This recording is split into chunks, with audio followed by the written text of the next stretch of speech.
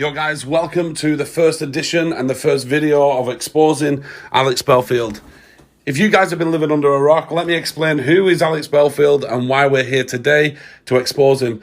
Over the last few weeks, over the last few days, we've been talking about Alex Belfield and why he's keep asking people for money. This man is coming across as someone who is just take, and he's never giving back. And it's a real shame, because I used to be a fan of Alex Belfield. I used to enjoy his content until I started to see the man for who he is. This guy pretends that everything's all good. He laughs at mental health. He finds people who are a little bit obese or fat. He laughs at them. And he just really makes fun. It's really horrible comedy, to be quite honest with you. In a world where mental health is on the rise, he finds it very funny. Who is Alex Belfield and why are we today talking about him? Alex Belfield is a man who used to work for the BBC. He's worked for radio stations up and down the country. He's mingled with stars along the way. Now, ever since he has left the BBC, he got sacked from the BBC, he has now set up a YouTube channel called Alex Belfield, The Voice of Reason. He is a man who tells us all to not read the newspapers. It's a load of garbage. He says, stop reading the Mail online, stop reading the Daily Mail. But yet he reads it to us. He'll go to the website, he'll pick an article, and he'll read us the article, but in his take. Bit of an hypocrite, if you ask me. He also talks about the jibby-jabby. He goes on about the jibby-jabber's no good. But yet, try and guess what Alex Belfield's had. He has had the jibby-jabby. Controversial, I know, but hypocrite, definitely. Alex Belfield is on a mission to sue the BBC. He has raised over £240,000 and he is give that to his barrister. The problem is the barrister is not using that money to take the BBC to court. The barrister is using that money to get Alex Belfield off 12 counts of stalking. So all these vulnerable people who have given money to Alex has now given money to Alex to take the BBC to court. Their money is now being used to help Alex get off 12 counts of stalking. Now, some people may not be bothered. That's okay. But I know there's a lot of people in Britain who have donated to Alex who are concerned. Because why not just be honest? Alex Belfield did a video asking everybody to donate just £1. He knows fine well there'll be more people donating more than £1. But he said just £1. If that was the case, Alex, my question would be, why didn't you cap it off at £1? Because you know people would be generous, and you know people have had enough of the BBC, and they're gonna donate you more money so you can really take the BBC to court.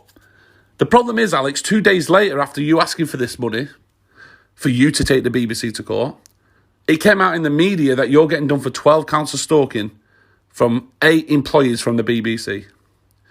Now, this court case is going on, and it's going on until July next year. The trial starts in July next year. I know he's got another court case here in November, but in July, there is the trial. This has now gone to Crown Court, and Alex Belfield is made out as if that's where he wants it. The Magistrates Court, in my eyes, would not deal with it because it's such a big case, and if found guilty, he will be serving prison. When Alex Belfield leaves Magistrates Court to tell us about this, his last message was, right guys, I'm off on holiday, thank you for your money. I'm off now to East Midlands Airport. I think I need a rest. I need Majorca. I need some sunshine. I need some, sun cream, because I am ginger. And what else have we got beginning with S? Sangria. I need a few glasses of that as well. We'll be back. Does that not tell you something about this man? If I was wanting to fight to fight these charges, I would put every single last penny in. I understand people need a holiday. This man didn't just go to Cornwall. He went abroad and rubbing it in all our faces while we're in lockdown. And he was telling him how wonderful life he's having. We've paid for his legal fees, but he has not been honest when asking for the money. Now getting back to the video here, as you see in front of you. This video was when I called in, because Alex Belfield does a call in every Wednesday and Sunday. This is a video of me asking him, trying to ask him a simple question, but he can't allow me to ask it. And there's many more videos like this. Guys, this is just part one of exposing Alex Belfield for what he really is. This is not born by jealousy. I am a YouTuber who highlights the corruption. I do lots of talks. I highlight the wrongdoings in our country. And I will be doing investigations into different businesses and people who are not being true to the people of Britain. Okay, guys, don't forget to subscribe. I'm going to leave you on this video now of me ringing Alex Belfield up, and listen to the way he doesn't allow me to speak. Subscribe, like, and enjoy the rest of your day. And don't forget, guys, keep smiling. See you all soon. Hello, Alex. It's me. Hello, mate. Who's that? It's BuzzTech. Can we have a chat? No, not really, mate. I wish you all the best, and I'm very, very sorry what's happened to you and your family. I am very sorry what's happened to you, and I wish... I've got one question for you. I've just got one question. Yes. Right, okay. So, as an auditor, we work very hard. We work very hard. But you're putting your energy in the wrong direction, BuzzTech. I don't know who you are, and I'm sorry they named and gave your address, but you've put your family and your daughter in danger, and you must realise so. When you bait the police, you have got what you deserve in their eyes. They don't care about you having the right of way. They've told you a million times they don't understand the law, that you have the right to film in public, and now they're getting the revenge, and I feel very, very sorry for you and your family, because they're not going to let you go. You do realise that, don't you, sir? They're not going to let you go. Sorry, but I need to interject here, guys. Alex Belfield pretends he cares. Oh, they will not let you go. They will not let you go. Well, Alex, you must know what it feels like for the police to come in on someone, okay? You know this, surely, right? Why are you not having sympathy for someone who is getting harassed by the police? I thought that's what this is all about, Alex. You should be on my side. You know, you've just admitted that the police will not let me go. Secondly, as an auditor, I definitely do not go out there to cause trouble, okay? I have now moved into reporting just to get away from that stigma, because I feel that some auditors can have that reaction with the police. I'm not about that. What I'm about is trying to get to the bottom of the wrongdoings within the police force. I've been labelled one of the most calmest auditors there is. I don't go there with violence. I don't go there with swear words. I don't go there with attitude.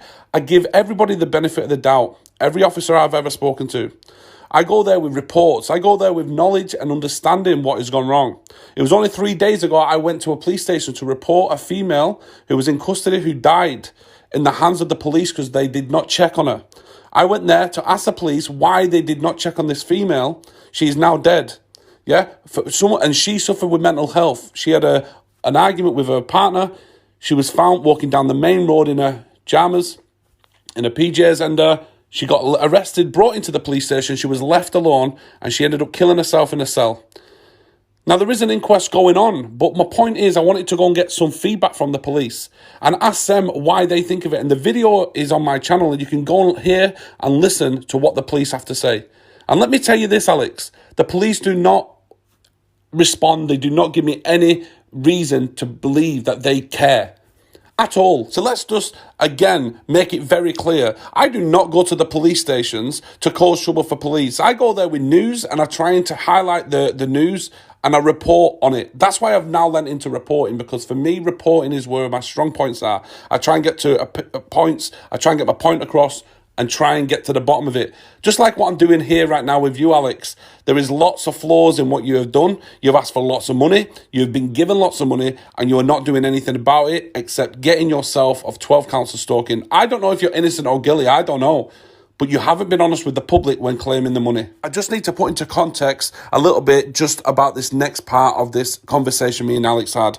There was a video which I did. I go to public buildings as well, like town halls, libraries, bus stations, wherever it is, I will go. Not just libraries. There's this one video which went pretty big. A lot of people watched it. It was a little bit controversial. I went to a library, and I like to see what they have in place, because these public buildings usually set trends for other shops and that to follow.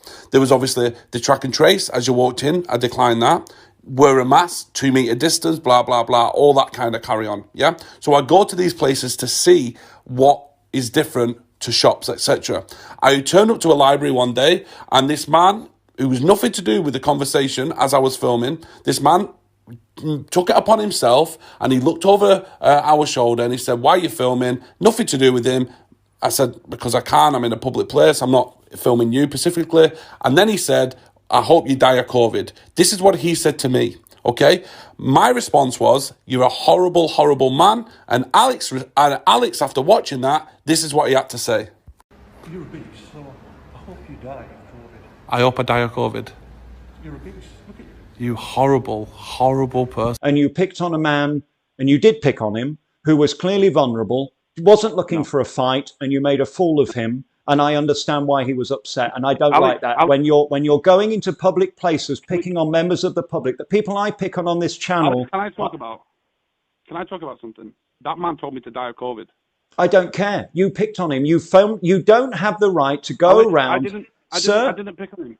Sir, you need to realise when you stick a camera in people's Someone's face. going to tell me to die of. I hope you die. No, you're always the victim. I've seen this a million times. Listen, Boztek, I wish you well, and I admire what you're trying to do. You've gone about it the wrong way. You've put your children and your wife in danger. And frankly, at this point, you're deserving what you get because you don't understand that when you go up to people in the public domain and start filming them, they don't like it and it offends them. And if you can't see that, sir, unfortunately, I can't help you. That's not my style. I don't do it. It's not. So as you've just heard it there from the horse's mouth, I deserved it. I deserved that man saying, I wish you died of COVID.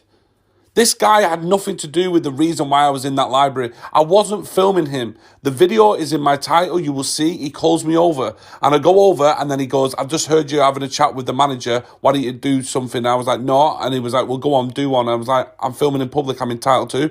And then he says, I hope you die of COVID. Guys, this is the level of wrongness. He said this to nearly 8,000 people in his chat, and I got a lot of abuse for it. I have now put into context exactly what Alex has just said. Let me tell you this. I am not an aggressive person. I do not want anything bad to happen to Alex. I don't want anything wrong to happen to Alex. I want the truth to come out. And Alex, I believe I have enough evidence to make it clear to everyone in the public exactly what you stand for. And I'm sorry, Alex, I don't think you stand for the people. Because if you did, you'd be standing for auditors and you'd be standing for the people fighting. This is an absolute joke. It's a scandal. And I really do think that you need to start coming and speaking truth. Guys, my name's Boztek. I'm speaking truth. I'm putting everything into context. And Alex, I'm afraid you need to start realizing what you are doing to people with mental health and what you're doing to people who are on the plumpish side because you are a bully. You've just said there, I always claim the victim. Well, let me just show you who's claiming the victim. Now, this is a man who goes around every single day laughing and joking at people who are obese, who have mental health problems, and people who are suffering day-to-day life. He thinks he lives in a pet estate, but yet he has grand piano in his house. He has an extension on his house. He goes abroad when he wants. He makes thousands of pounds every single month on AdSense revenue. We've estimated on Social Blade £40,000 every single month. As you can see there, following the horrific events on Friday, I've spent this morning on the phone to the police. Now, ask yourself this question, Alex. Who is playing the victim? I have never once at all threatened to beat you up, kill you, visit your home, or even violence against your family. That is not my style. That is not something I do.